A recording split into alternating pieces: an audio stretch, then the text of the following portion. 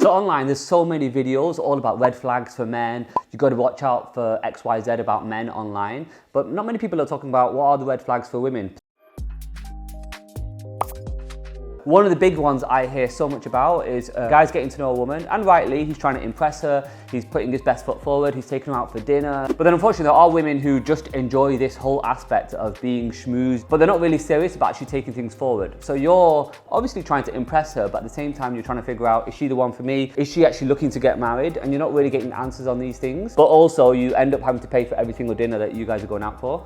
There's questions to be asked there. There'll be some women, unfortunately, who are looking for you to buy them things. So it might be a handbag, it might be makeup. But again, you're trying to take things forward and move things to the next stage in terms of family and actually talking about marriage, and you don't really get any answers on that. Unfortunately, there will be women who will exploit the chivalrous nature of men. One big one, and we always give this advice to Muslim women, of always asking the man, well, how do I take things forward? How do I involve your family? Do I meet a family member, etc.? The same goes in reverse. For men looking to get to know a woman, you should be asking, hey, can I meet a family member? Can I meet your brother? So if you're the man asking, hey, can you involve your wali or a brother, or can I meet a family member, just to make sure things are being serious here, and she's saying no, that's a bit of a red flag. One big one, guys, that you should be wary of is Muslim women who unfortunately don't really have a life outside of them getting to know you. So be wary of a Muslim woman who basically doesn't really have any friends, right? Never talks about friends, never hangs out with friends, doesn't really have a social life outside of trying to get to know you. You want a partner where equally they have a bit of their own life, they have their own hobbies, they have their own interests, they have their own things that they want to do,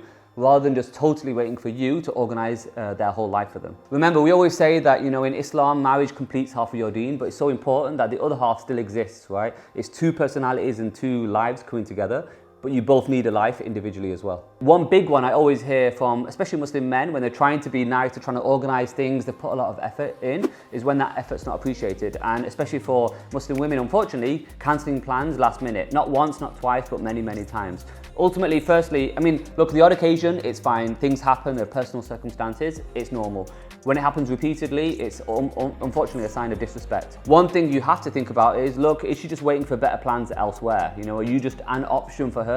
And uses you to, like I said, fill her social life. So be very wary of that. If you're giving someone your undivided attention and you're putting the effort in to arrange nice things and make a good impression, you should expect the same in reverse. One of the biggest bits of advice I can give to Muslim men out there getting to know a Muslim woman for marriage is making sure that you guys are aligned when it comes to your long-term values. One of the biggest red flags is when a guy tries to bring these things up about religion, about their home life, their work life, their careers, their children, where they're going to live, finances, and they're not really getting answers. Either the lady hasn't really thought about it, or to be honest, she's not really invested in giving you proper thought out answers on these things. It's so important early on when you're getting to know someone to tackle some of these things head on. What you don't want to do is get to know someone for a year and then start talking about some of the difficult things and then realizing you're not aligned. So often I hear Muslim women who aren't that religious saying, I want to get to know, or I want a guy who's really religious.